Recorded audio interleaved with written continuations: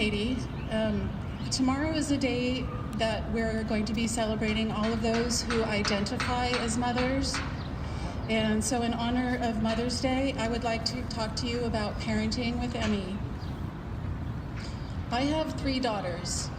2 are in their late 20s, and my youngest recently turned 18. I also have a granddaughter who just this week turned 3. With my youngest child getting ready to leave home, I've been going through much of the expected ups and downs a parent on the verge of becoming an empty nester does. Many of my healthy peers are also at this threshold, and discussions often turn to careers, traveling, and deciding what to do with the new spare room. These discussions remind me just how differently my path in parenting has been because I have Emmy. My rumination is not of making career changes, child-free holidays in faraway lands, or remodeling projects. Instead, I'm wondering, how am I going to cope with the increased isolation of not having my daughter home? I'm mostly housebound, so even with her sporadic schedule and age-appropriate reluctance to hang out with Mom, most days she's the only person I see until my husband comes home from work at night. I'm worried about how I'm going to get to appointments because she's been the one who drives me and helps me with my wheelchair. When children leave home, it's not unusual to feel pangs of loneliness and feel at loose ends as our routines change.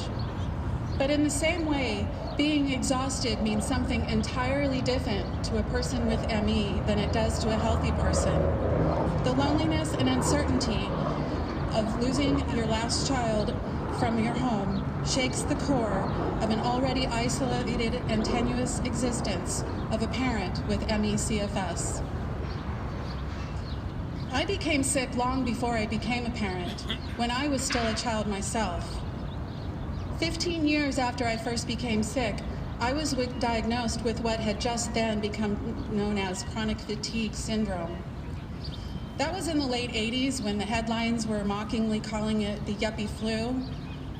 This wasn't just offensive to me and my young rebel spirit to be lumped in with the yuppies. It made that diagnosis yet another traumatic source of ridicule and dismissal. 2 years after my diagnosis, my first child was born. Becoming a parent is a rite of passage that transforms our identities. My new identity had to learn how to adapt to the illness that I'd had for years. Pleas for help and cries of desperation in the throes of new parenthood with a disabling illness were met with platitudes about how mothering was not easy, and judging whispers, questioning why I had children before I was ready. Shame and fear formed the foundation of my early years as a parent with ME. To compensate, I pushed hard and I crashed hard.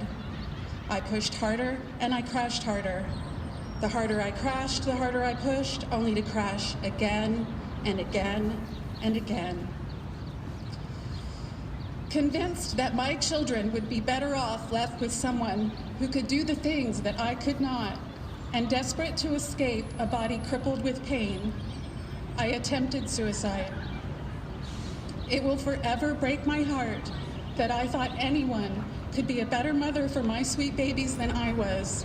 And I live every day since with the intention of surviving for them.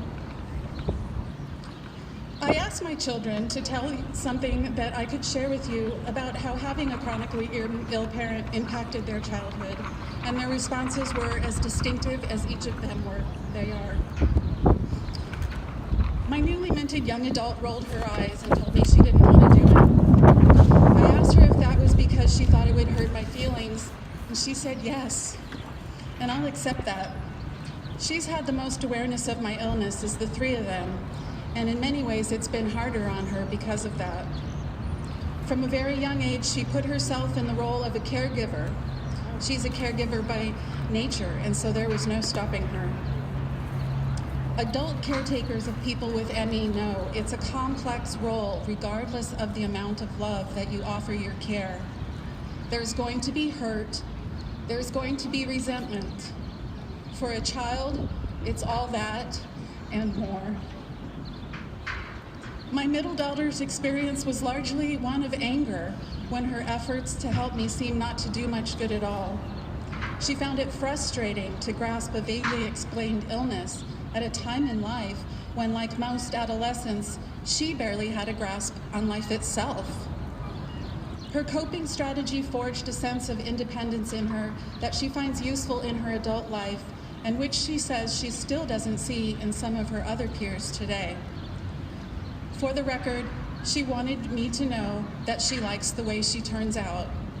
And for the record, I want her to know that I like how she's turned out too. My oldest talked about how when she herself became a mother, she realized how much perseverance I had had as a mother with ME. She reflected about needing to help care for my youngest when my illness progressed and I became more disabled. It was hard for her, but as a result, she has a rock-solid relationship now that they're both grown, so she sees a positive outcome among the challenges.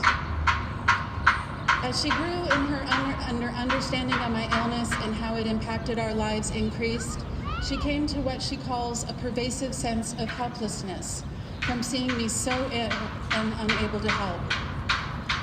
She doesn't feel like anything was taken away from her, though, or that she missed out on anything because of my illness. And while I suspect that time has softened those memories, it gives me great comfort to know that that is how she sees it now. If I could go back and tell myself as a new parent with ME one thing, I would tell her to hold on.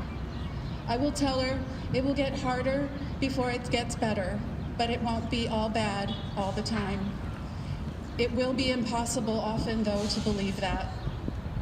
I will tell her that I'm here so many years later, knowing that I always was, and I continue to be, a fiercely loving and worthy parent.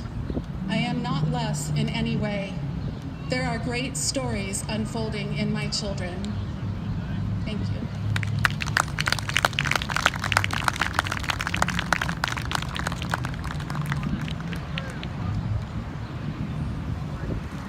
Katie, thank you so much for sharing that.